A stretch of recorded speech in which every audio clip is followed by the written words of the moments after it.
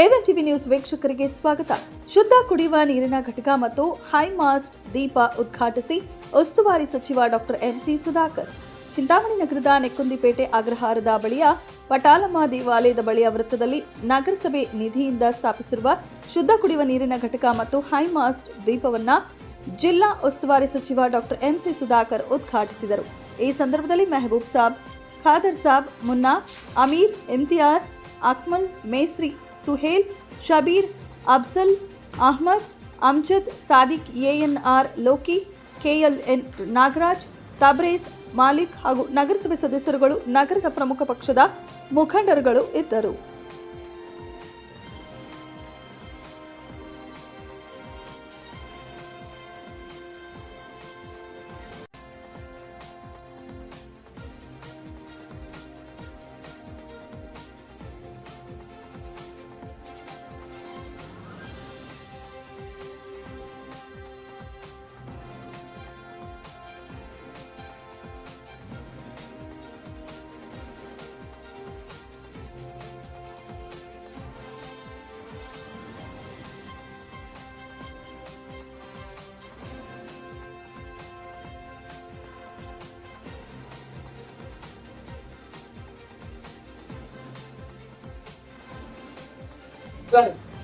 ಈಗ ಅಲ್ಲಿ ಸರ್ವೆ ಮಾಡಿಸ್ತಾ ಇದೀವಿ, ಅಲ್ಲಿ ಜಾಗ ಕೊಡಿಸ್ತಾ ಇದೀವಿ. ಇದೆಲ್ಲ ಆದ್ಮೇಲೆ ಪ್ರಾಕ್ಟೀಸ್ ಇದೆ. ಈಗ ಕೆಲವರೆಲ್ಲ ಭೂಮಿ ಇದೆ, ಅವ್ರಿಗೆ ಮಂಜೂರಾಗಿಲ್ಲ, ಅವ್ರಿಗೆಲ್ಲ ಹೇಳ್ತೀನಿ ಪರಿಹಾರ ಕೊಡಿಸ್ತಾ ಇರ್ತೀನಿ.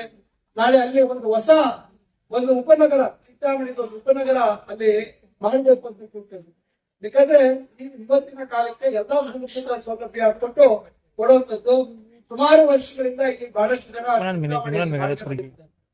ನಾನು ಈ ಸಂದರ್ಭದಲ್ಲಿ ಹೇಳುವಂತ ಈಗ ಕೆಲವು ಕಾಲೋನಿಗಳಲ್ಲಿ ಮನೆ ಬಹಳ ಸಣ್ಣದಿದೆ, ಆದ್ರೆ 2-3 ಸಂಸಾರ ಇರೋದು. ಈ ತರನೇ ಸಮಸ್ಯೆಗಳಿದೆ. ಇಲ್ಲೇ ನಮ್ಮ ತಂದೆಯವರು 93-94 ಇಸ್ವಿಯಲ್ಲಿ ಆಶ್ರಯ ಬಡಾವಣೆ ಮಾಡಿದ್ರು. ಚುನಾವಣೆಯಲ್ಲಿ ಸೋತವರು. ಏನ್ ಉದ್ದೇಶ ಆಯ್ತು ಅದು ಬೇರೆ ಬೇರೆ ದಾರಿ ತಪ್ಪಿದ್ರು. ಅದ್ರ ಬಗ್ಗೆ ಹೆಚ್ಚು ಮಾತಾಡಕ್ ಹೋಗಲ್ಲ. 35 ಎಕರೆ ಮಾಡಿದ್ರು. ಅದ್ರ ಇವತ್ತು ನಾನು ಬಹಳ ದೊಡ್ಡ ಮಟ್ಟದಲ್ಲಿ ಇವತ್ತು ಜಾಗ ಕೊಡಿಸುವಂತ ಕೆಲಸ ಮಾಡ್ತಾ ಇದ್ದೀನಿ. ಸ್ವಲ್ಪ ಜನ ನನ್ನ ಮೇಲೆ ಸಿಕ್ಕು ಮಾಡ್ಕೊಳ್ತಾರೆ. ಆದ್ರೆ ಸಾವಿರಾರು ಜನಕ್ಕೆ ಒಳ್ಳೇದ್ ಮಾಡ್ಬೇಕು ಅಂತಕ್ಕಂಥ ಒಂದು ಆಸೆ ಇಟ್ಕೊಂಡು ಪ್ರಯತ್ನ ಮಾಡ್ತಾ ಇದ್ದೀವಿ. ಈಗ ನಾವು ಈ ರಸ್ತೆ ಅಗಲೀಕರಣಕ್ಕೆ ಯಾರು ಜಾಗ ಕೊಡ್ತಾರೆ ಅದನ್ನ ನೋಡ್ಕೊಂಡು ಅವ್ರಿಗೆ ಪರ್ಯಾಯವಾಗಿ ಅಲ್ಲೇನಾದ್ರು ವ್ಯವಸ್ಥೆ ಮಾಡ್ಬೋದಾ ಅಂತಕ್ಕಂಥದ್ದು, ಅವ್ರಿಗೆ ಸ್ವಲ್ಪ ಜಾಗ ಕೊಡ್ಬೋದಾ ಅಲ್ಲಿ ಅಂತಕ್ಕಂಥದ್ದನ್ನು ಪರಿಶೀಲನೆ ಮಾಡಿ ಅದರಿಂದ ಈ ರಸ್ತೆ ಆಗೋದಕ್ಕೆ ದಯವಿಟ್ಟು ಅವಕಾಶ ಕೊಡಿ. ಅಲ್ಲೇನಾದ್ರು ನಮ್ಗೆ ಈಗ ಅಧಿಕಾರಿಗಳು ಹೇಳುವಂಥದ್ದು ಒಂದು 400-500 ಎಕರೆ ಸಿಗುತ್ತೆ ಅಂತ ಹೇಳ್ತಾರೆ. 400-500 ಎಕರೆ ಸಿಕ್ಕಿದ್ರೆ ನಮಗೆ 10,000 ಸೈಟ್ ಆಗುತ್ತೆ. ಆದ್ರೆ 10,000 ಸೈಟ್ ಮುನ್ಸಿಪಾಲಿಟಿ ಬರಲ್ಲ. ಯಾಕಂದ್ರೆ ಈಗ ಒಂದು ರಸ್ತೆ ಮಾಡ್ಬೇಕಾದ್ರೆ ಎಷ್ಟು ಲಕ್ಷಾಂತರ ರೂಪಾಯಿ ದುಡ್ಡು ಬೇಕು ಅಂತ ಲೆಕ್ಕ. ಅದಕ್ಕೆ ಒಂದು ಬೇರೆ ವ್ಯವಸ್ಥೆ ಮಾಡ್ತಾ ಇದ್ದೀವಿ. ಬೇರೆ ಇಲಾಖೆ ಕೊಟ್ಟು ಪೂರ್ತಿ ಅದನ್ನ ಅಭಿವೃದ್ಧಿ ಪಡಿಸೋ ಲೆಕ್ಕ ಮಾಡಿಸಿ ಅದಕ್ಕೆ ಏನು ಪರಿಹಾರ ಕೊಡ್ಬೋದು ಅಂತಕ್ಕಂಥದ್ದನ್ನ ನಾನು ವೀಕ್ಷಣೆ ಮಾಡ್ತಾ ಇದ್ದೀನಿ. ಅದರಿಂದ ನಾನು ತಮ್ಮೆಲ್ಲರಿಗೂ ವಿನಂತಿಸ್ಕೊಳ್ತೀನಿ, ದಯವಿಟ್ಟು ಇದು ನಮ್ಮ ಮಕ್ಕಳ ಭವಿಷ್ಯಕ್ಕೆ ನಾವು ಈ ರಸ್ತೆ ಅಲ್ಲ ಮಾಡ್ಬೇಕಾಗುತ್ತೆ. ದಯವಿಟ್ಟು ನೋಡಿ ಎಲ್ಲೆಲ್ಲೋ ಆಗ್ತಾ ಇದೆ. ಹಿಂಗಾಗಿದೆ ಅಂದ್ರೆ ಕೆಲವ್ರಿಗೆ ಅದಾವ ಬಂದ್ರೆ ಒಳ್ಳೆ ಕೆಲಸ ಕಂಪನಿ ಅಂತ ಅದೇ ನಮ್ಮೂರಾಗಿ ಮಾಡ್ಬೇಡ್ರಿ ನಮ್ಗೆ ಹೊಡಿಬೇಕು ಅಂತ ಅದಾರು ಬುಲ್ಡೋಸರ್ ಸಂಸ್ಥೆ ಮಾತಾಡ್ತಾರೆ, ಇನ್ನೊಂದು ಮಾತಾಡ್ತಾರೆ. ಅದನ್ನೆಲ್ಲ ಕೆಲವು ಖುಷಿಯಾಗಿ ಹೇಳ್ತಾರೆ. ಆದ್ರೆ ಇಲ್ಲಿ ನಮ್ಮೂರಲ್ಲಿ ನಮ್ಮೂರು ಒಳ್ಳೆ ಸಹಕಾರ ಕೊಡಿ ಅಂತ ಹೇಳಂತಾರೆ. ನಾವೆಲ್ಲರೂ ಕೈ ಜೋಡಿಸಿ ಪ್ರಾರ್ಥನೆ ಮಾಡ್ಕೊಳ್ತಾರೆ. ದಯವಿಟ್ಟು ನಮ್ಮ ಮಕ್ಕಳ ಭವಿಷ್ಯಕ್ಕೋಸ್ಕರ ದಯವಿಟ್ಟು ಸಹಕಾರ ಕೊಡಿ. ನಾನು ಈಗಾಗಲೇ ನೆಕ್ಕುಂದಿ ಕೆರೆ ತಮ್ಮ ಗೊತ್ತಿದೆ, ನೆಕ್ಕುಂದಿ ಕೆರೆ ಹಿಂದೆ ನಾನು ಅಭಿವೃದ್ಧಿ ಮಾಡಿದ್ದು. ಯಾವ ರೀತಿ ಪರಿಸ್ಥಿತಿ ಆಗುತ್ತೆ, 84 ಕೋಟಿ ರೂಪಾಯಿ ಮಂಜೂರು ಮಾಡಿಸಿದ್ದೀನಿ. ಟೆಂಡರ್ ಅಂತಿಮ ಹಂತದಲ್ಲಿದೆ. ಮಾನ್ಯ ಮುಖ್ಯಮಂತ್ರಿಗಳು 24ನೇ ತಾರೀಕು ಕಳೆದ ತಿಂಗಳು ಶಂಕುಸ್ಥಾಪನೆಯನ್ನು ಮಾಡಿದ್ದಾರೆ. ಈಗ ಆದಷ್ಟು ಬೇಗ ಒಂದು ತಿಂಗಳಲ್ಲಿ ನಾವು ಮತ್ತೆ ಅಲ್ಲಿ ಪೂಜೆ ಮಾಡೋದಕ್ಕೂ ಬರ್ತೀವಿ. ಸಂಪೂರ್ಣವಾಗಿ ಕೆರೆ ಮರು ನಿರ್ಮಾಣ ಆಗುತ್ತೆ. ಕೆರೆಯಲ್ಲಿ ನೀರು ಶೇಖರಣೆ ಸಾಮರ್ಥ್ಯ ಜಾಸ್ತಿ ಆಗುತ್ತೆ. ಒಳಚರಂಡಿ ನೀರು ಹೋಗೋದನ್ನ ತಪ್ಪಿಸ್ತೀವಿ. ಇಲ್ಲ ಮನೆಗಳಿಂದ ಹೋಗುವಂತ ನೀರು ಬೇಕಂತ ಹೇಳ್ಬಿಟ್ಟು ಆ ಕಡೆಯಿಂದ ಹೋಗೋದನ್ನು ಅದಕ್ಕೆ ಹೋಗ್ತೀರಾ ಅದನ್ನ ತಪ್ಪಿಸಿ ಕೆರೆ ನೀರು ಶುದ್ಧವಾಗಿರುವಂತದಕ್ಕೆ ಎಲ್ಲ ಕ್ರಮ ತೆಗೆದುಕೊಳ್ಳುವಂತ ಕೆಲಸವನ್ನ ಮಾಡ್ತಾ ಇದ್ದೀವಿ. ಅದ್ರ ಕೆಳಗೆ ಸ್ವಲ್ಪ ಆ ದಂಡಟೆಹಳ್ಳಿ ನಮ್ಮ ಯಾವುದೇ ಉತ್ಕಲದಲ್ಲಿ ಈ ಕಡೆ ನಾಯಿನಹಳ್ಳಿ ಈ ಎಲ್ಲಾ ಜಾಗದಲ್ಲಿ ಸುಮಾರು ಜಾಗ ಇವಾಗ ಸರ್ವೆ ಮಾಡಿಸ್ತಾ ಇದ್ದೀವಿ. ಬಹಳ ಅದೇ ಜಾಗದ ಸಮಸ್ಯೆ ಆಗಿದ್ದ ಸಕ್ರೆಟರಿ ಹತ್ರ ಈಗ ಸುಮಾರು ಇದೇ ಕಾರ್ಯಕ್ರಮದಲ್ಲಿ 10 ಕೋಟಿ ವೆಚ್ಚದಲ್ಲಿ ಅಲ್ಲಿ STP ಟ್ರೀಟ್ಮೆಂಟ್ ಪ್ಲಾಂಟ್ ಅನ್ನ 6 KLD 6.6 MLD ಒಂದು ಕೆಪಾಸಿಟಿಗೆ ನಾವು ಅಲ್ಲಿ ಒಂದು ಟ್ರೀಟ್ಮೆಂಟ್ ಪ್ಲಾಂಟ್ ಅನ್ನ ಇದು ಮಾಡುವಂತದ್ದಕ್ಕೂ ಈಗ ಮಂಜೂರಾಗಿದೆ, ಕಾಮಗಾರಿ ನಡೀತಾ ಇದೆ. ಈಗ ಎಲ್ಲೆಲ್ಲಿ ನಗರದ ಕೆಲವು ಭಾಗಗಳಲ್ಲಿ ಬಹಳ ಇದೇ ಆಗಿರ್ತಕ್ಕಂಥ ಒಳಚರಂಡಿ ವ್ಯವಸ್ಥೆ ಏನಾದ್ರೂ ಹೆಚ್ಚುಕಮ್ಮಿ ಆಗಿದ್ರೆ ಅದನ್ನು ಕೂಡ ಬದಲಾಯಿಸುವಂತದ್ದಕ್ಕೆ ನಾವು ಕ್ರಮ ವಹಿಸ್ತಾ ಇದ್ದೀವಿ. ಈ ರೀತಿ ಹಲವಾರು ಕೆಲಸಗಳನ್ನ ಕೈಗೆತ್ತಿಕೊಂಡಿರ್ತಕ್ಕಂಥದ್ದು ನಮ್ಮ ಜೊತೆ. ಈಗ ಮೊನ್ನೆ ಮುಖ್ಯಮಂತ್ರಿಗಳು ಸುಮಾರು 50 ಕೋಟಿ ಕೊಟ್ಟಿರೋದ್ರಲ್ಲಿ ಸುಮಾರು 17 ಕೋಟಿ 70 ಲಕ್ಷ ಕೆಲವು ದಿವಸಗಳ ನಂತರ ಬಹುಶಃ ಟೆಂಡರ್ ಪ್ರಕ್ರಿಯೆಗಳು ಆದಷ್ಟು 2 ತಿಂಗಳಲ್ಲಿ ಕಾಮಗಾರಿಗಳು ಪ್ರಾರಂಭ ಆಗುವುದು. ಅಲ್ಪಸಂಖ್ಯಾತರ ಇಲಾಖೆಯಿಂದ ಒಂದು 5 ಕೋಟಿಯನ್ನ ಅಲ್ಪಸಂಖ್ಯಾತರು ವಾಸ ಇರುವಂತಹ ಜಾಗಗಳಲ್ಲಿ ಸಿಮೆಂಟ್ ರಸ್ತೆಗಳನ್ನ ಮಾಡಿದ್ದೀವಿ. ಇನ್ನ ಸುಮಾರು ದುಡ್ಡು ಕೇಳಿದ್ರು, ಸುಮಾರು 10-20 ಬೇಕು ಅಂತ ಮೀರಿ ಆ ಹಣ ಬಂದ್ರೆ ನಮ್ಮ ಚಿತ್ರಹಳ್ಳಿ ನಗರದಲ್ಲಿ ಇರ್ತಕ್ಕಂಥ ಅಲ್ಪಸಂಖ್ಯಾತರಿಗೆ ಮುಸ್ಲಿಂ ಬಾಂಧವರು ಇರುವಂತಹ ಭಾಗದಲ್ಲಿ ರಸ್ತೆಗಳು ಆಗಲ್ಲ. ಈಗ ನಗರೋದ್ಧಾರ ಯೋಜನೆಗೆ ನಿಮಗೆ ಗೊತ್ತಿದೆ, MG ರಸ್ತೆಯಿಂದ 3 ಮುಂದೆ ರಸ್ತೆ ಕೂಡ ತಗೊಂಡಿದ್ದೀವಿ, ಕಾಮಗಾರಿ ಪ್ರಗತಿದ್ದೀವಿ. ಈ ರಸ್ತೆ ಕೂಡ ನಾವು ಬಂದ ಮೇಲೆ ಕಾರ್ ಹಾಕ್ಸಿರ್ತಕ್ಕಂಥದ್ದು. ಈಗ ದೊಡ್ಡಪೇಟೆ ರಸ್ತೆ ಕೂಡ ಯಾವ್ದು ತಗೊಳ್ತಾ ಇದ್ದೀವಿ. ಈಗಾಗಲೇ ನಾನು ಭಾಷಣ ಮಾಡುವಂತ ಸಂದರ್ಭದಲ್ಲಿ ವಿನಂತಿ ಮಾಡ್ಕೊಂಡೆ, ರಸ್ತೆಯಲ್ಲಿ ಕೈಲಾಸಗಿರಿಗೆ ಹೋಗುವಂತ ರಸ್ತೆಯಲ್ಲಿ ಮುಟ್ಟಾಗಿದೆ, ಅದು ಇಂಜಿನಿಯರಿಂಗ್ ಕಾಲೇಜ್ ಆಗ್ತಾ ಇದೆ. ನೋಡಿದಾರಪ್ಪ ಇಂಜಿನಿಯರಿಂಗ್ ಕಾಲೇಜ್ ಆಗ್ತಾ ಇದೆ, ನೋಡಿದಾರೆ ಫ್ರೆಂಡ್ಸ್ ಬೇಡ, ಯಾರು ನೋಡಿದ್ರಮ್ಮ ಮುಟ್ಟಾಕೊಂಡು ಈಗ ಪುಟ್ಟದ ಹಿಂದೆ ಜಾಗದಲ್ಲಿ ನಾವು ಈಗ ಸುಮಾರು ಸಮುದಾಯಗಳಿಗೆ ಕೊಡಿಸುವಂತ ಕೆಲಸ ಮಾಡಿದೀವಿ. 1-2 ಪೆಂಡಿಂಗ್ ಇದೆ, ಅದು ಕೂಡ ನಾವು ಮಾಡ್ತಿರ್ತೇವೆ. ಇದರಲ್ಲಿ ವಯೋವೃದ್ಧರ ಅಭ್ಯುದಯ ಕಟ್ಟಡ, ವಯೋವೃದ್ಧರು ವಯಸ್ಸಾದಂತವರು ಸೀನಿಯರ್ ವ್ಯಕ್ತಿಗೆ 11.12 ಮೂಲ್ಯ ಬರ್ತಾ ಇದೆ. ಆಮೇಲೆ ಅರ್ಥಸಾಲಿಕ ವಿಶ್ವಕರ್ಮ ಸಮುದಾಯಕ್ಕೆ ಸುಮಾರು 10.04 ಆದೇಶ ಯಾವ್ದು ಸುಮ್ಮನೆ ನಾನು ಹೇಳ್ತಾ ಇಲ್ಲ, ಆದೇಶ ಹೇಳ್ತಾ ಇದ್ದೀನಿ. ಆಮೇಲೆ ಬಲಿಜ ಸಮುದಾಯಕ್ಕೆ ಸುಮಾರು 30 ಗುಂಟೆ ಜಾಗ ಆದೇಶ ಆಗಿದೆ. ಆಮೇಲೆ ಕನ್ನಡ ಸಂಸ್ಕೃತಿ ಇಲಾಖೆ ಕೆಲವರು ಕನ್ನಡ ಇದಕ್ಕೆ ಜಾಗ ಬೇಕು ಅಂತ ಕೇಳಿದ್ರು, ಅದಕ್ಕೆ ನಾವು 1 ಎಕರೆ 39.08 ಅದರಿಂದ 1 ಎಕರೆ ಜಾಗ ಅವ್ರಿಗೆ ಅದಕ್ಕೆ ಮೀಸಲಿಟ್ಟಿದ್ದೀವಿ. ಕನ್ನಡ ಭಾಷೆ ನಾವು ಇಂಪ್ರೂವ್ ಮಾಡಲಿಕ್ಕೆ ಕೊಡ್ಬೇಕು ಅಂತೇಳಿ. ಆಮೇಲೆ ಒಕ್ಕಲಿಗರ ಸಮುದಾಯಕ್ಕೆ 39.08. ಆಮೇಲೆ ದೇವರಾಜ ಅಧ್ಯಯನ ಕೇಂದ್ರಕ್ಕೆ 1 ಎಕರೆ.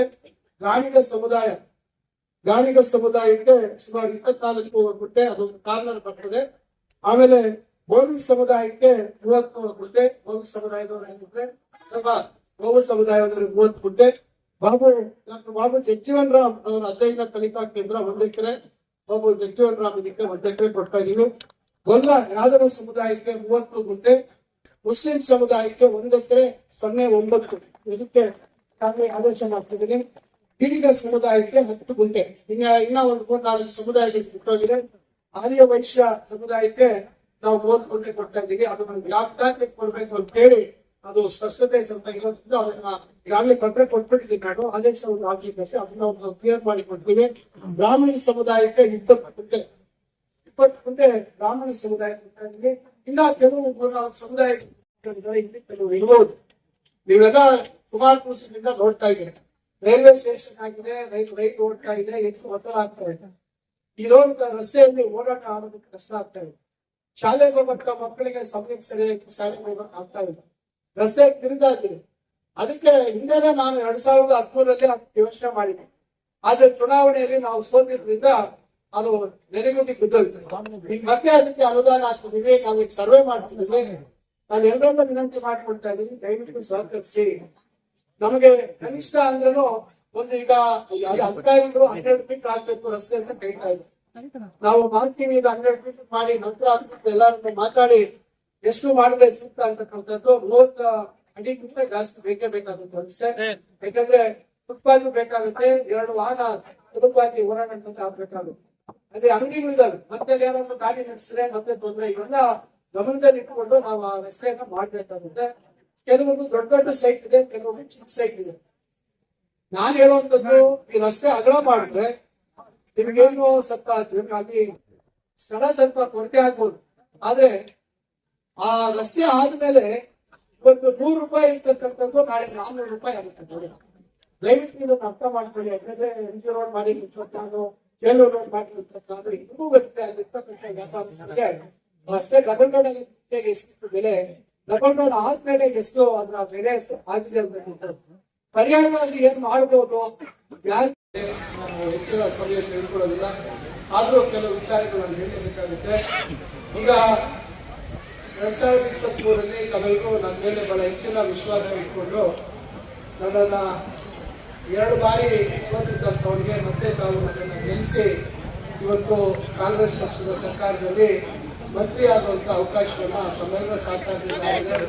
ಆ ಕಾರಣದಿಂದ ನಾನು 10 ವರ್ಷಗಳು ನಮಗೆ ಹಿನ್ನಡೆ ಆಗಿರ್ತಕ್ಕಂಥದ್ದನ್ನ ಗಮನದಲ್ಲಿ ಇಟ್ಕೊಂಡು ಈ ಒಂದು ಸದಾವಕಾಶ ಸರ್ಕಾರ ಇರ್ತಕ್ಕಂಥ ಸದಾವಕಾಶ ಸಂದರ್ಭದಲ್ಲಿ ಹೆಚ್ಚಿನ ಅಭಿವೃದ್ಧಿ ಕೆಲಸಗಳನ್ನ ಮಾಡೋದಕ್ಕೆ ಪಣ ಕೊಟ್ಟು ಪ್ರಾರಂಭದಿಂದ ಮೊದಲನೇ ದಿನದಿಂದ ಅಭಿವೃದ್ಧಿ ಕೆಲಸಗಳನ್ನ ಮಾಡುವಂತದಕ್ಕೆ ಎಲ್ಲ ಪ್ರಯತ್ನ ಮಾಡಿ ಈಗ ಹಲವಾರು ಅಭಿವೃದ್ಧಿ ಕೆಲಸಗಳನ್ನ ನಾವು ಮಾಡ್ಕೊಂಡು ಬಂದಿದ್ದೇವೆ.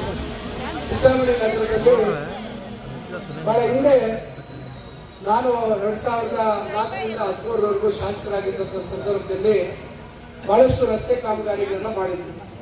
ಆದ್ರೆ 10 ವರ್ಷಗಳಲ್ಲಿ ನಿರೀಕ್ಷಿತ ಮಟ್ಟದಲ್ಲಿ ಒಂದು ವ್ಯವಸ್ಥಿತವಾಗಿ ಅಭಿವೃದ್ಧಿ ಕೆಲಸಗಳು ಆಗಲಿಲ್ಲ. ಅವನ್ನೆಲ್ಲ ಪೂರೈಸುವಂತದಕ್ಕೆ ನಾವು ನಗರೋತ್ಥಾನ ಯೋಜನೆಯಲ್ಲಿ ಎಲ್ಲ ಮುಖ್ಯ ರಸ್ತೆಗಳನ್ನ ಅಭಿವೃದ್ಧಿ ಮಾಡಬೇಕು ಅಂತಕ್ಕಂಥ ದೃಷ್ಟಿಯಲ್ಲಿ ಅದರ ಪ್ರಯತ್ನ ಮಾಡಿ ಈಗಾಗಲೇ ಕಾಮಗಾರಿ ಪ್ರಗತಿಗೆ ತಾವೆಲ್ಲ ನೋಡ್ತಾ ಇದ್ದೀವಿ. ಇದ್ರ ಜೊತೆಗೆ ಒಳಚರಂಡಿ ವ್ಯವಸ್ಥೆ ಇವತ್ತು ಇಡೀ ಹಳೆ ಅಖಂಡ ಕೋಲಾರ ಜಿಲ್ಲೆ ಪ್ರಪ್ರಥಮವಾಗಿ ಅಖಂಡ ಕೋಲಾರ ಜಿಲ್ಲೆಯಲ್ಲಿ ಒಳಚರಂಡಿ ವ್ಯವಸ್ಥೆ ಮಂಜೂರು ಮಾಡಿಸಿದ್ದು ನಮ್ಮ ಚಿಂತಾಮಣಿಗೆ, ನಮ್ಮ ತಂದೆಯವರಾಗಿರ್ತಕ್ಕಂಥ ಚೌಡರಿಗೆ. ಆದ್ರೆ ಇವತ್ತು ಊರು ಬೆಳೀತಾ ಇದೆ. ಚಿಂತಾಮಣಿ ನಗರ ಇವತ್ತು ಚಿಕ್ಕಬಳ್ಳಾಪುರ ಜಿಲ್ಲೆ ಒಂದೇ ಅಲ್ಲ, ಕೋಲಾರ ಜಿಲ್ಲೆಯಲ್ಲೂ ಸೇರ್ಕೊಂಡು ಕೂಡ ಬಹಳ ವೇಗವಾಗಿ ಬೆಳೀತಾ ಇರ್ತಕ್ಕಂಥ ಚಿಂತಾಮಣಿ ನಗರ ಬೇಡಿಕೆಗಳು ನಿರೀಕ್ಷೆಗಳು ಜಾಸ್ತಿ ಇದೆ. ಆ ಕಾರಣಕ್ಕಾಗಿ ನಾವು ಒಳಚರಂಡಿಗೆ ಸುಮಾರು 52 ಕೋಟಿ ಮಂಜೂರು ಮಾಡಿಸಿ ಈಗ ಅದು ಕಾಮಗಾರಿ ಕೂಡ ಚಾಲನೆ ಆಗಿದೆ. ಈ ಕಡೆ ನೆಕ್ಕುಂಜಿ ಕೆರೆಯಿಂದ ದಾಟಿ ಹಿಂದೆ ಬುಕ್ಕಳ್ಳಿಯಲ್ಲಿ